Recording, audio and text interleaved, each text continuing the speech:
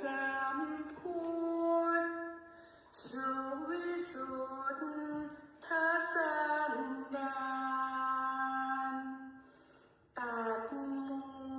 ลกะเล็ดมันบ่มีมนมีมองมัวหนึ่งในไทยท่านก็แบกบานคือดอกบัวราคีบ่พันผัวสุวาคนทากำจรองค์ใดประกอบด้วยพระกรุณาดังสาค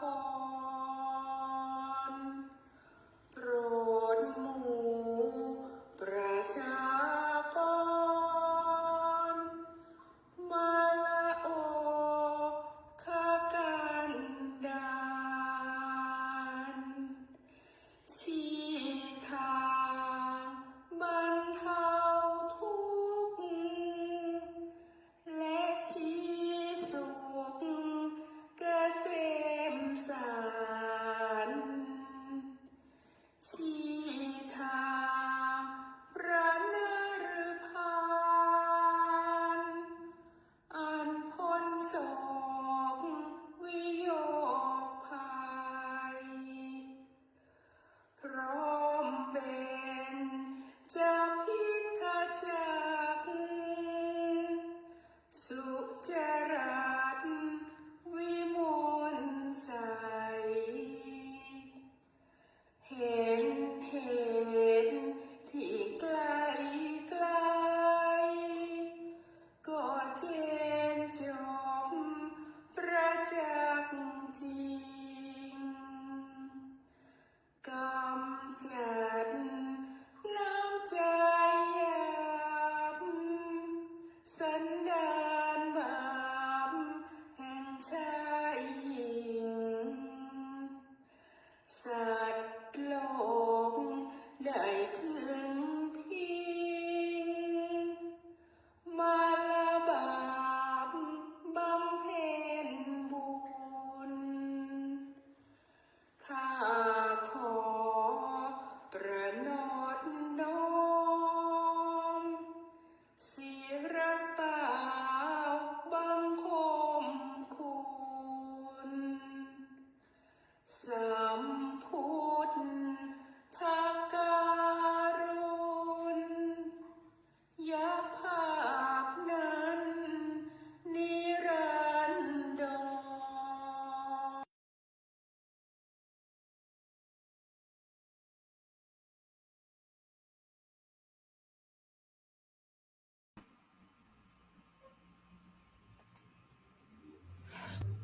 เจริญพรท่านสาธุชนทั้งหลายรายการธรรมทานจากวัดพุทธปัญญาเมืองพอมนารัฐแคลิฟอร์เนียประเทศสหรัฐอเมริกามาพบกับท่านผู้ฟังท่านผู้ชมอีกวาระหนึ่งรายการธรรมทานจากวัดพุทธปัญญาเชิญชวนท่านสาธุชนทั้งหลายมาศึกษาพระไตรปิฎกการศึกษาพระไตรปิฎกเพื่อที่จะได้เข้าถึงธรรมะตามหลักฐานสำคัญที่เรียกกันว่าปฐมภูมิหลักคำสอนเช่นเรื่องกรรมมีความละเอียดการได้เข้าถึงพระไตรปิฎกที่กล่าวไว้โดยเฉพาะที่กล่าวโดยพระพุทธเจ้าจะทำให้เกิดความสว่างไสวมีความชัดเจนแจ่มแจ้งขจัดความสับสนต่างๆออกไปได้ พระพุทธศาสนาเถรวาทมีหน้าที่ใช้พระไตรปิฎกเป็นผู้นำแม้ว่าเบื้องต้นจะไม่มีพระไตรปิฎกแต่มีการนำเสนอสืบต่อกันมา การสืบทอดนั้นกระทำอย่างดีที่สุด ผู้ที่ได้ศึกษาคลุกคลีอยู่กับพระพุทธศาสนานานๆยอมแยกแยะออกวันนี้เป็นคำสอนของพระพุทธองค์นี่เป็นคำสอนของพระอัครสาวกหรือแยกออกว่าคำสอนใดที่เป็นพุทธศาสนาหรือไม่ใช่พระพุทธศาสนาตามหลักฐานในพระไตรปิฎกนั้นวันนี้เราจะมาศึกษาพระพุทธภาษิตนี้กันพระพุทธเจ้าตรัสว่าเป็นการตรัสกับชาวนาคนหนึ่งได้ระบุไว้คือพระพุทธเจ้าก็จะพบทุกคนพบพระราชาพบชาวนาพบขอทานพบขหบดีหรือพบเทพบุตรเทพธิดาเทวดาจะแสดงธรรมะกับทุกคนในที่นี้เป็นธรรมะของชาวนาที่พบชาวนาและแสดงธรรมเอาไว้บุคคลทำกรรมใดแล้วย่อมเดือดร้อนใจในภายหลังร้องไห้น้ำตานองหน้าเสวยกรรมอยู่กรรมนั้นชื่อว่าเป็นกรรมไม่ดีนี่ลักษณะตัดสินการกระทำของแต่ละคนซึ่งเรื่องนี้ก็จะเห็นได้ว่าเป็นการเสวยผลกรรมอยู่ในโลกนี้เช่นว่ากระทำกรรมได้แล้วเดือดร้อนถึงกับร้องไห้น้ำตานองหน้าคือภายหลังนี้จะมีความทุกข์ทยอยมาไม่ขาดสายเมื่อทำกรรมชั่วไปแล้วคือความทุกข์จะทยอยมาตลอดไม่ขาดสายก็เรียกว่าจะเป็นกรรมที่ไม่ดีคือมาตลอดเลยทยอยมาตลอดนะเดี๋ยวทุกตรงนั้นเดี๋ยวทุกตรงนี้เดี๋ยวทุกตรงโน้นจะทยอยมาจากผลอันนั้นวิธีการพิจารณาจากผลที่กระทำไปนั้นมีหลายอย่างก็เป็นกรณีไปที่ทำแล้วมีแต่ความทุกข์มาทุกทิศทุกทางลองดูก็ตัดสินได้ว่านี่คือกรรมที่ไม่ดีเพราะมีผลเดือดร้อนคือบางทีมันจะไม่มีทุกข์ออกนอกหน้าแต่เป็นความทุกข์ที่ฝังในระทมขมขื่นพลางพูดกับตัวเองว่าไม่น่าทำแต่ได้ทำไปแล้วคือมีความทุกข์ทางใจอันนี้ก็เรียกว่าเป็นกรรมชั่วไม่โล่งไม่โปร่งไม่สบายไม่อิ่มใจเรื่องนี้ก็คงจะไปชี้เอาใครไม่ได้จะไปตัดสินไม่ได้แต่ว่าใช้หลักตัวนี้หลักแบบนี้ไปพิจารณาถ้าทำแล้วมีความทุกข์เดือดร้อนเหลือเกินเดือดร้อนในภายหลังเหลือเกินนี่เป็นความชั่วแน่ๆในกรรมชั่ว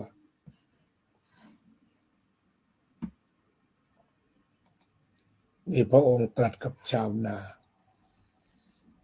ต่อไปพระไตรปิฎกก็ได้รวบรวมพระไตรปิฎกก็ได้รวบรวมเรื่องกรรมเข้ามาไว้อีกต่อจากนั้นก็ได้ตรัสกับภิกษุทั้งหลายก็มีอยู่ บุคคลทำกรรมใดแล้ว ย่อมไม่เดือดร้อนใจในภายหลัง อิ่มเอิบใจ ดีใจ เสวยผลกรรมอยู่ กรรมนั้นชื่อว่าเป็นกรรมดี บุคคลใดทำกรรมใดบุคคลทำกรรมใดแล้ว ย่อมไม่เดือดร้อนใจในภายหลัง อิ่มเอิบใจ ดีใจ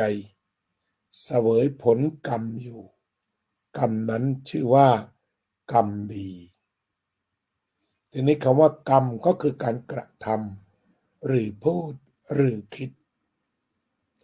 ทำพูดคิด ไม่เดือดร้อนใจในภายหลัง ผ่านไปด้วยความเรียบร้อย แม้ระลึกถึงยังอิ่มเอิบใจเบิกบานใจ ดีใจ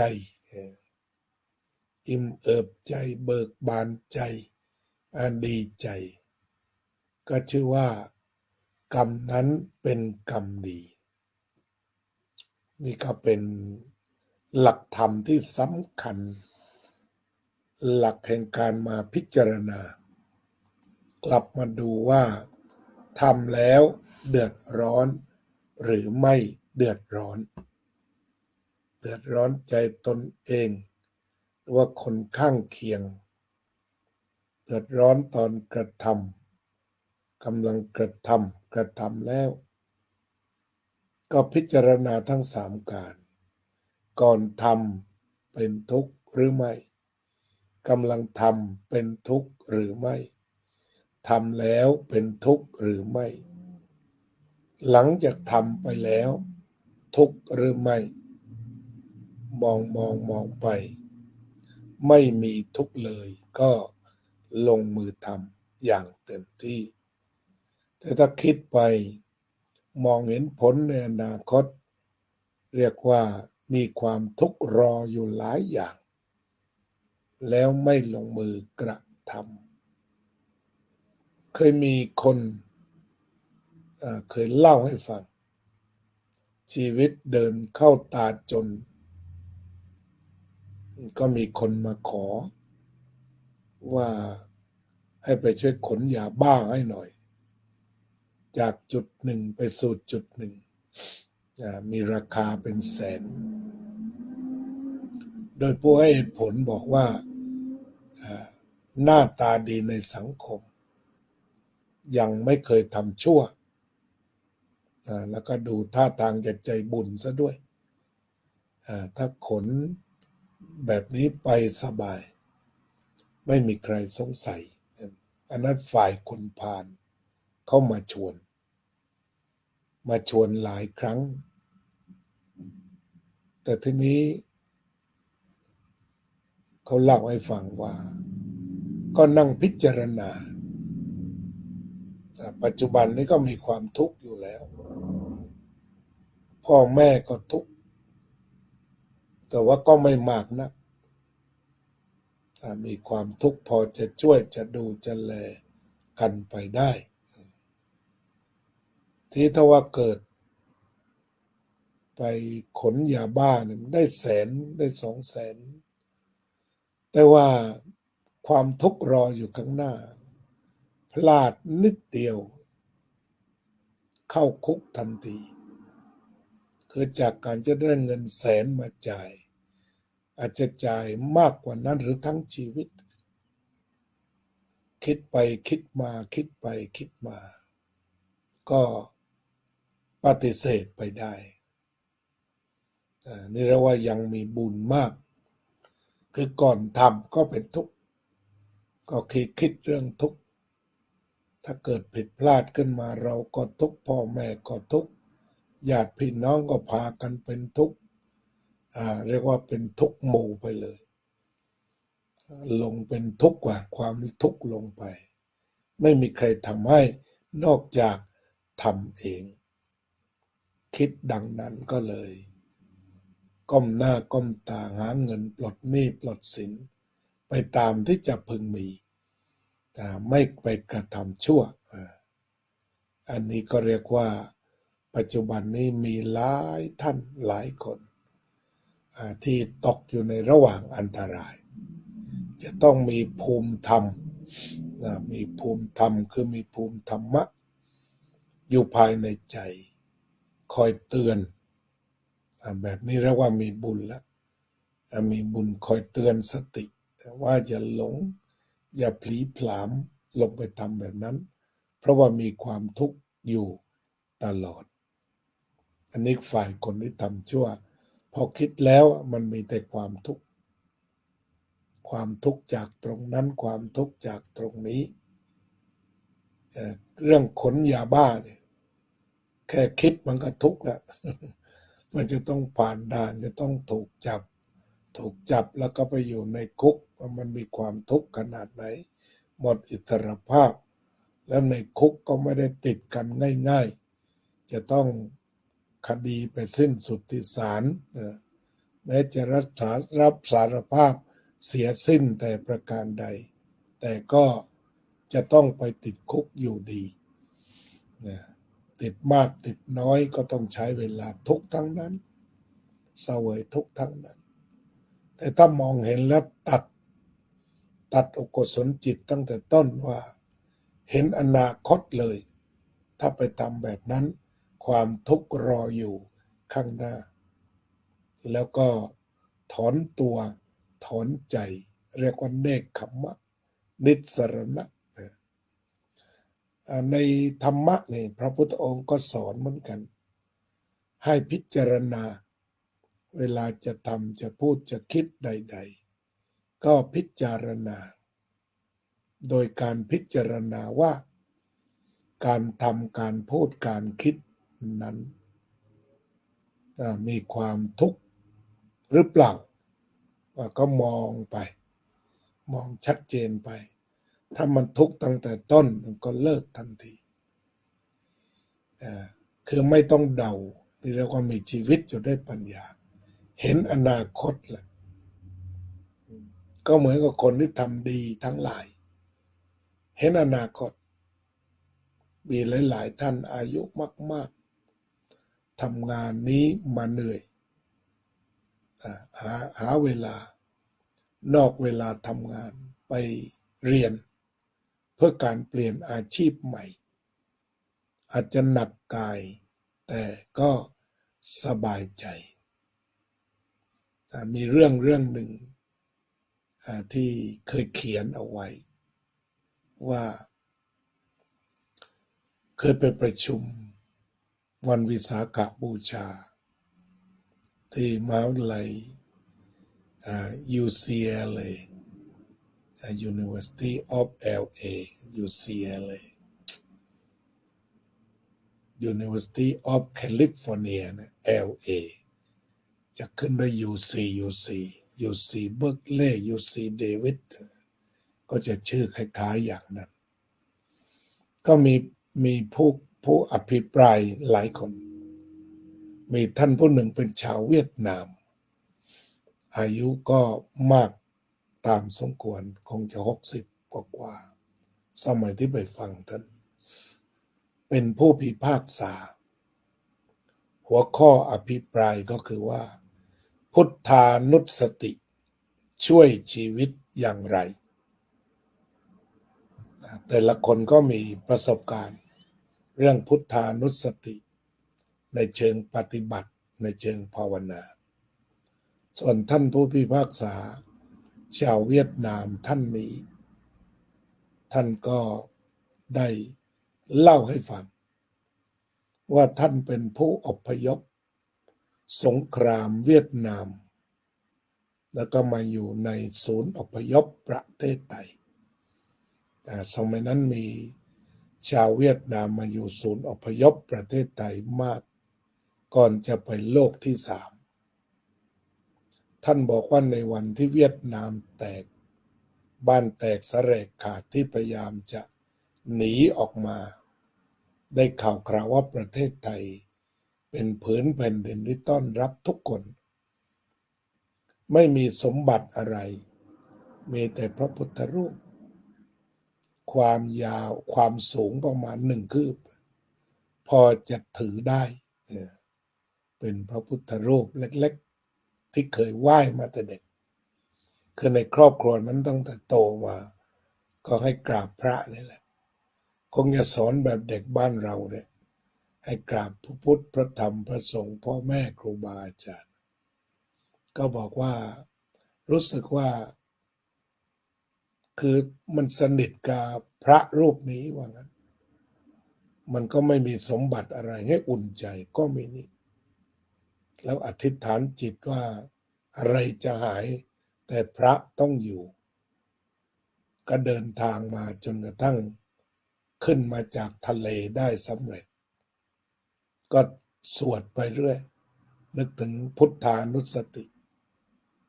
สวดไปเรื่อยๆก็ยังคงอยู่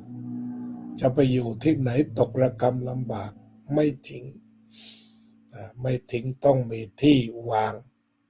หรือนอนกอดในบางคืนแต่เรื่องจะทิ้งให้หายนี่ไม่มีบอกว่าไปไหนจะต้องไปอาจจะดูแลพระดีก็เลยได้รับการคุ้มครองออกจากประเทศไทยเหยียดแผ่นดินอเมริกันก็เริ่มทำงานทันที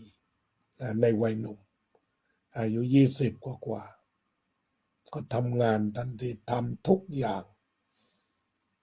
ในอเมริกาถ้าไม่เลือกงานทำแบบโยมที่ว่านี้ก็ไม่ตกงานออกไปหางานเดี๋ยวก็ได้งานทั่วๆไปที่ใช้แรงงานก็ทำงานเต็มที่เท่าที่มี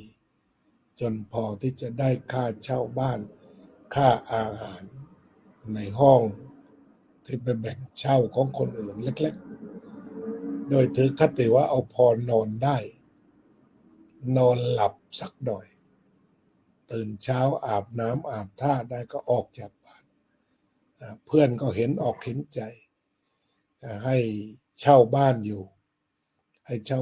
แล้วเห็นว่าเป็นคนดีไม่มีพิษมีภัยจ่ายเงินได้ครบถ้วนสมบูรณ์เอาตามเดินทุกอย่างจนกระทั่งเจ้าของบ้านที่ให้เช่าก็มีความรักไปส่วนหนึ่งณที่นั้นห้องจะเล็กก็หาไม้แผ่นมาตีทำเป็นหิ้งพระวางไว้แล้วก็กราบพระทุกวันแล้วก็บอกว่าเคล็ดลับก็คือว่าตื่นนอนมาก่อนจะไปทำงานก็จะนั่งดูพระซะก่อน5 นาทีก็เหมือนทางบ้านเราเจริญพุทโธสัก5 นาทีนี่แหละแล้วก็ออกไปทำงานขณะเดียวกันก็เรียนไปด้วยเรียนศึกษาผู้ใหญ่ Adult School แล้วก็ต่อมาก็สอบ GED ได้จากนั้นก็ไปเรียน Community College เก็บไปเรื่อยๆในภาคค่ำหรือภาคเช้าหรือภาคบ่ายสุดแล้วแต่งานรับจ้างที่พอจะมีช่องก็ไปเรียนจนกระทั่งสุดท้ายเรียนไปเรื่อยๆสรุปว่าสอบเป็นผู้พิพากษาที่นี่ได้ต่อจากนั้นก็ได้เปลี่ยนบ้านเล่าถึงชีวิตเมื่อมีเงินดาวเงินเดือนก็ออกจากห้องเช่าเล็กๆแล้วก็ไปซื้อบ้านมีเงินพอจะซื้อบ้านแล้วก็บอกพระพุทธองค์ที่นับถือบอกว่าบัดนี้ชีวิตดีขึ้นแล้วไปอยู่บ้านหลังใหม่ด้วยกันนะก็นำพระไปชาวเวียดนามในกลุ่มที่เป็นชาวพุทธโดยเฉพาะเป็นชาวพุทธมหายานนั้นอาจจะมีความเป็นชุมชนที่เข้มแข็งรักใคร่กลมเกลี่ยวต้องการมีวัดเป็นศูนย์ชุมชนเป็นศูนย์วัฒนธรรมได้พูดภาษาได้ถ่ายทอดวิชาต่างๆให้ลูกให้หลานโดยเฉพาะถ่ายทอดคุณธรรม ของความขยันหมั่นเพียรความเข้มแข็งในการทำมาหากินท่านผู้พิพากษานี้ท่านก็เป็นหนึ่งในผู้ที่ช่วยงานวัดก็เริ่มก่อตั้งวัดกันขึ้นมาก็ช่วยเท่าที่ช่วยได้วันอาทิตย์ก็มาช่วยเก็บขยะล้างห้องน้ำอะไรต่างๆของท่านเรียกว่าเอาแรงทำบุญจนกระทั่งว่ารับราชการและเป็นผู้พิพากษาแล้วกลับมาวัดก็ยังช่วยงานวัดเหมือนเดิมจนกระทั่งได้พบรักก่อนเป็นผู้พิพากษานี่แหละแต่ว่าได้พบรักก่อนไม่ได้พบรักก็ขอเงื่อนไขอย่างเดียวเมื่อแต่งงานกันแล้วขอให้ได้ตั้งพระบนหิ้งพระก็คือถ้าตกลงรับพระพุทธรูปนี้ไว้ก็จะแต่งงานด้วย เรียกว่าแม้มาอยู่แผ่นดินอเมริกาแล้วจิตใจก็ยังเป็นพุทธเด็ดเดี่ยวจะแต่งงานจะหาแฟนก็ยังบอกว่าต้องพาพระไปด้วยนี่เรียกว่าข้ามากับพระ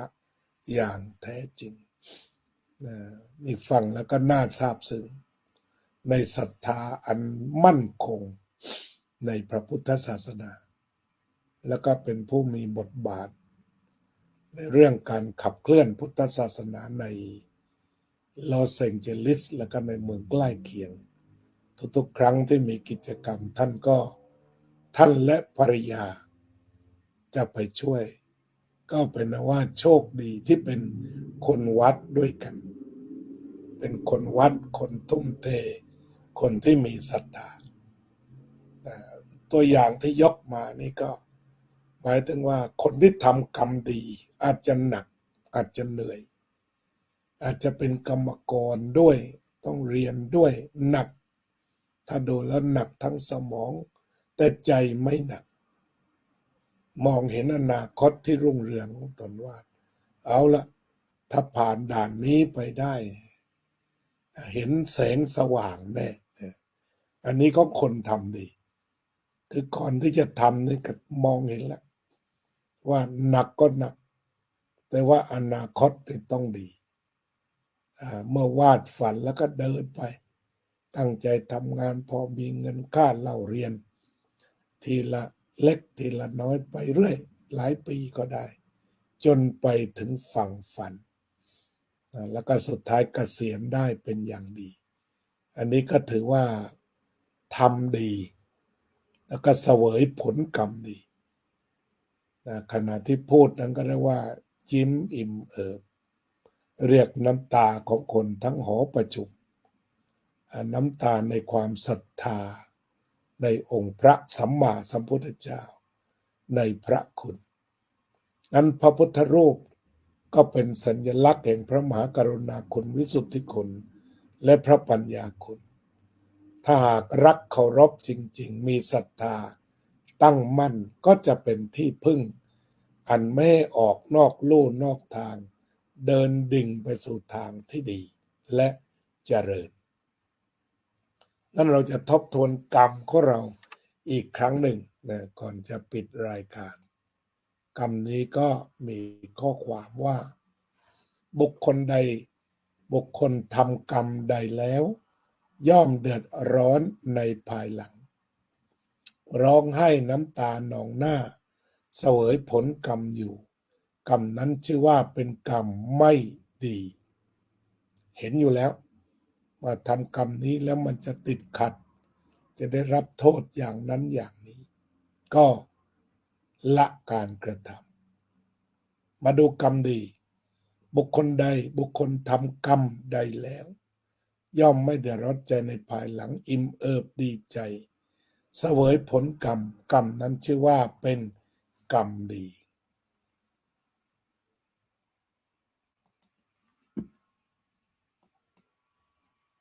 อันนี้ก็ถือว่าเป็นเรื่องของกรรมนะเป็นเรื่องของวิธีการพิจารณาว่ากรรมไหนดีกรรมไหนไม่ดีส่วนหนึ่งก็อยู่ที่ใจ ใจที่สบายโล่งโปร่งปีตินี่ก็เป็นคำดีแต่ถ้าคิดแล้วอึดอัดทุกด้านมืด8 ด้านจะทำเรื่องนี้ไม่รู้จะเดินไปทางไหนมันมีแต่โทษมันมีแต่ไปกระทบคนโน้นคนนี้นะก็เลิกเสียหันมาทางดีดีกว่า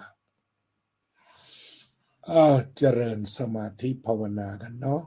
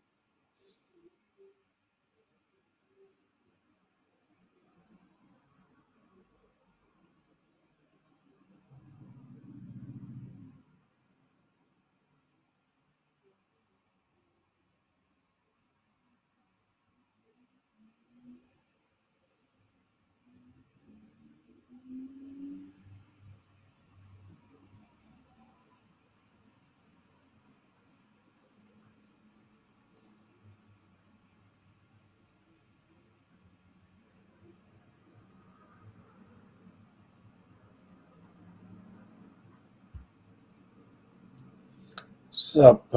สัตตาสัตว์ทั้งหลายที่เป็นเพื่อนทุกข์เกิดแก่เจ็บตายด้วยกันทั้งหมดทั้งสิ้นอเวราโหนตุจงเป็นสุขเถิดอย่าได้มีเวรแก่กันและกันเลยอัพยาปัชชาโหนตุจงเป็นสุขเถิดอย่าได้พยาบาทเบียดเบียนซึ่งกันและกันเลยอนีฆาโหนตุจงเป็นสุขเถิดอย่าได้มีความทุกข์กายทุกข์ใจเลยสุขีอัตตานังปริหะรันตุจงมีความสุขกายสุขใจรักษาตนให้พ้นจากทุกภัยทั้งสิ้นเทินอภิวาทนะสีลิสะนิจจังวุธาปจายิโนจัตตารโอธรรมาวัฏันติอายุวันโนสุขังพลัง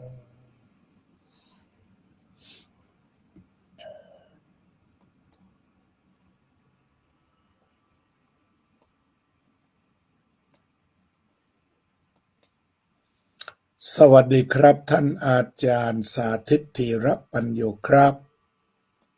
โยมศิวิไลศรีวงชัยโยมน้อยพรหมประเสริฐโยมพรพันธ์เบรดเล่โยมโซเฟียสุภาพรโยมบัวพันหอนโยมพยาวเจนพนัทโยมสุพนิกาฉายาลักษณ์โยมประสิทธิใจครุฑกาศโยมศิวิไลศรีวงชัยโยมพรพันธ์เบรดเล่โยมแม่สมภาพคมสันโยมประพันธ์วงพาณิชย์นมัสการอาจารย์วันนี้ทราบข่าวถูกต้องว่าคุณแม่ของคุณกฤษเสียชีวิตด้วยวัย90 ปีอย่างสงบบำเพ็ญกุศลที่วัดบางวันกราบนมัสการด้วยความเคารพเมื่อเช้านี้อาตมาก็ได้กล่าวคำไว้อาลัยกับคุณแม่นุกูลแล้วคุณแม่นุกูลนั้นถือว่าเป็นมหาอุบาสิกาที่ตั้งอยู่ในธรรมเป็นพระพรหมของลูกที่ประกอบด้วยเมตตา กรุณามุทิตาอุเบกขาอย่างแท้จริง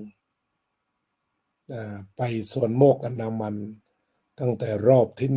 1ที่คุณประพันธ์วงศ์พาณิชย์จัดแสดงธรรม3 วันคุณแม่ของโยมกฤษก็ได้ฟังธรรมตลอดได้ฟังธรรมไม่ขาดทั้งคุณพ่อคุณแม่ได้เป็นพลังใจอย่างมากทีเดียวร่วม4-5 ชั่วโมงนะที่จำได้แสดงธรรมกันใต้ต้นกระท้อนตอนนั้น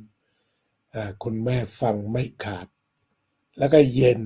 แม่ของคุณกฤษเนี่ยมีลักษณะเยือกเย็นคนทั่วไปลูกหลานเข้าใกล้ก็เยือกเย็นก็บุญใดที่ได้กระทำมาทั้งหมดก็ขออุทิศให้คุณแม่นุกูลสีฟ้าผู้ที่ตั้งอยู่ในธรรมเป็นผู้ประกอบด้วยเมตตากรุณามุทิตาอุเบกขาและเอื้อเฟื้อต่อทุกคนจงไปสู่สุคติด้วยกรรมอันดีนั้นก็ขึ้นหน้าเฟซได้กล่าวคำอาลัยก่อนจะมาออกรายการคุณโยมมารายงานอีกครั้งหนึ่งก็ได้รับทราบแล้วคุณแม่เป็นคนที่เย็นเนี่ยคุณพ่อก็เป็นคนอารมณ์ดีรื่นเริงศึกษาธรรมะท่านอาจารย์พุทธทาสมาตั้งแต่หนุ่มมีหนังสือเก่าๆที่หาได้ยากอยู่ที่สวนโมกขันดามันจากการเก็บเก่านานปีของคุณพ่อฉะนั้นคุณพ่อคุณแม่โยมกฤษก็ดำเนินชีวิตโดยธรรมสอนลูกเรื่องเสียสละต่อส่วนรวมทุกคนก็มีอัธยาศัยเยือกเย็นสงบเหมือนคุณย่าก็ด้วยกรรมดีที่กระทำสืบต่อไปสู่สุขติพระพุทธองค์ตรัสไว้ว่าสมบัติของมนุษย์ไม่มีสิ่งใดนอกจากกุศลอกุศลที่เราทำแล้วอันนั้นใครทำเป็นของคนนั้นได้อานิสงส์ด้วยกรรมดีที่ทำต่อตนและผู้อื่นก็นำคุณแม่สู่สุขติภพในสัมปรายภพนั้นเทินก็ขอกล่าวคำอาลัยไว้ด้วยโยมกัลยาว่องทิพย์คงคาโยมจัญญาศรีรักษาโยมกิติมาบริกส์โยมทิพย์โยมนิคมก็คงจะจำได้คุณแม่โยมกฤษได้จากไปแล้วตอนนี้ตั้งศพบำเพ็ญกุศลอยู่วัดบางวันคุณทิพย์คุณนิคมก็ไปพักกับอาตมา10 วันในช่วงนั้นฤดูร้อนโยมกัลยาว่องทิพย์คงคาโยมรุ่งนภาโรจนะบุรานนท์โยมธนพรชูสุขโยมศิวิไลศรีวงชัยโยมจัญญาศรีรักษาโยมทัพพิจาแสงสวัสดิ์โยมบัวผันหอคุณโยมกัลยาขอแสดงความเสียใจกับครอบครัวคุณกฤษด้วยอันนี้พี่น้องสามารถแสดงความเสียใจมอบความอาลัยได้คุณแม่นี่เป็นพระพรหมของลูกจริงๆมีคุณธรรมครบถ้วนแต่คุณแม่ก็อบอุ่นเพราะว่าคุณกฤษเป็นลูกชายที่สุดยอดไม่ว่าจะมีภารกิจใดถ้าอยู่ภายในบริเวณจังหวัดพังงาต้องกลับไปนอนกับแม่ไปดูแลแม่ก่อนหรืออย่างน้อยก็ต้องนำแม่เข้านอนก่อนจึงจะกลับไปนอนอันนี้ก็ถือว่าเป็นลูกที่ดีเสมอต้นเสมอปลายแม่ก็มีความสุขโยมกัลยาว่องทิพย์คงคาโยมศิวิไลโยมน้อยพรหมประเสริฐโยม สิวิไลโยมแม่สมภาพคมสันโยมทัพพิจาแสงสวัสดิ์โยมโซเฟียสุภาพรโยมนิคมมาแล้วขอแสดงความเสียใจด้วยค่ะขอให้ดวงวิญญาณไปสู่สุขคติก็คือคุณทิพย์นะนี่เป็นคุณทิพย์คุณทิพย์คุณครูทิพย์เป็นผู้หญิงเป็นภริยาของคุณนิคมเป็นผู้ชาย แต่ว่าเวลาชื่อเฟซก็ชื่อคุณทิพย์คุณนิคม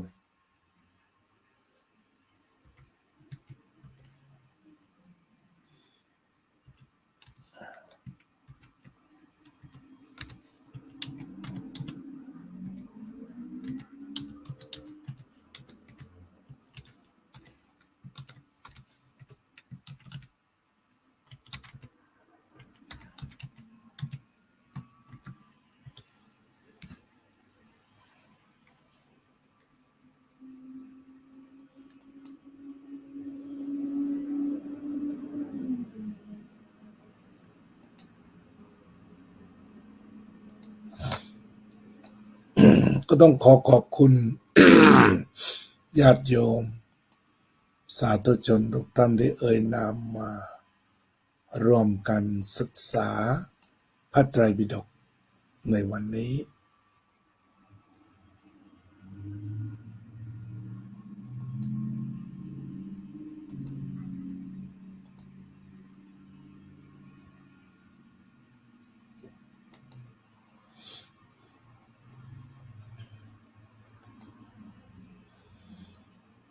ขอทุกท่านจงเจริญในธรรมขององค์สมเด็จพระสัมมาสัมพุทธเจ้าทุกท่านทุกคนเถิด